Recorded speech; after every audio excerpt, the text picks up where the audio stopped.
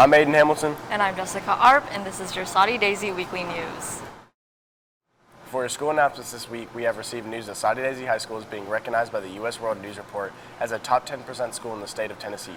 Congratulations, Soddy Daisy High School, on this outstanding achievement. On Tuesday, Vietnam veteran Larry Taylor, an East Tennessee native and UTK alumni, received the Medal of Honor at a ceremony in Washington, D.C. On the night of June 18, 1968, Taylor rescued 4 soldiers who were surrounded by landing his helicopter in the middle of the fight and lifting soldiers out to a safer location. He'll receive the Medal of Honor from President Joe Biden. A parade will be held to honor Larry Taylor for his achievements. Hi, I'm Aiden Thibodeau, and here's your weather for the week. The weather for today is going to be a high of 84 and a low of 68. Tomorrow there'll be a high of 83 and a low of 61. Expect it to be sunny for the rest of this week with a high of 85 and a low of 65. Tropical Storm Lee made landfall on Monday, hitting southern Louisiana as a Category 4 hurricane. This is all for your weather. Back to Aiden and Jessica. For national news for today, 32-year-old Adam Fuzeller went missing on a hiking trip to the Glacier National Park on August 29th. His family hasn't heard from him since. Authorities were alerted and search began that Wednesday. Through rain, terrain, and helicopters, Adam was tragically found dead. The cause still unknown. We send our prayers to his family and him. For your Soddy Daisy sports segment, last Friday night, the Soddy Daisy football team recognized Robert Talaska for his 50 years of being a manager and constant supporter of Soddy. He retired #1 jersey for his support and help for the last 50 years. Robert Talaska helped not only the football team, but the baseball and basketball teams as well. On another note, today the soccer team plays Polk County, our volleyball team will play Signal Mountain, and our football team will play this Friday against Sequoia at Sequoia. Sad news this weekend for all and any music lovers. Margaritaville founder Jimmy Buffett has passed away September 1st due to skin cancer. The legend was 72 and died surrounded by his family, friends, music, and dogs, and will go down as one of the rock and roll greatest stars. And if that wasn't bad enough, the frontman for Smash Mouth has also passed away at 56. Sources say he was hospitalized with only a few hours left to live, and then sadly passed due to liver failure. The all-star will forever be in our hearts. Last week, China made an interesting decision to ban all seafood.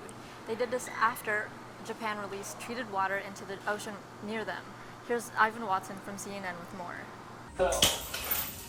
Backlash in China over Japan's decision to release treated nuclear wastewater from the Fukushima power plant into the Pacific Ocean.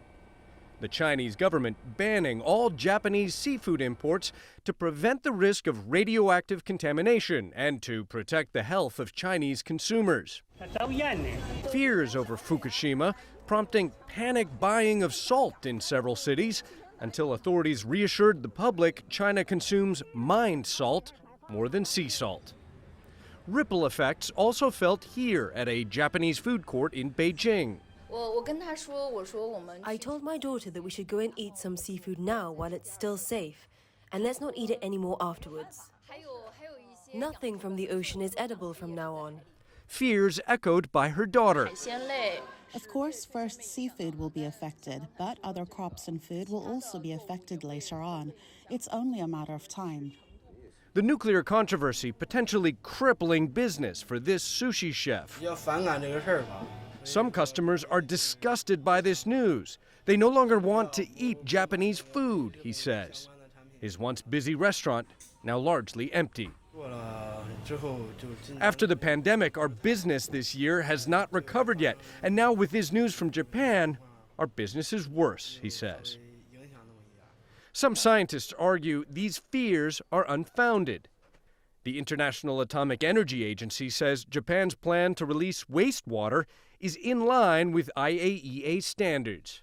Our cooperation and our presence will help build confidence in Japan and beyond that the water disposal is carried out without an adverse impact on human health and the environment. And yet the heavily censored Chinese internet still bubbles with anger at Japan, including prank calls harassing Japanese businesses. This group of young people are purportedly calling random numbers in Japan. Why do you release nuclear wastewater into the ocean? This young man shouts. Elsewhere, a Chinese restaurant owner makes a show of tearing down Japanese decorations at his Japanese restaurant.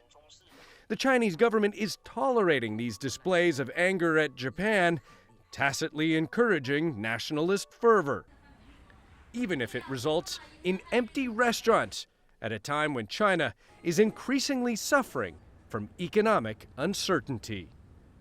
Ivan Watson, CNN, Hong Kong. I'm Aiden Hamilton. And I'm Jessica Arp. This was your Soddy Daisy News for this week. Thank you for watching, and we'll see you next week with more.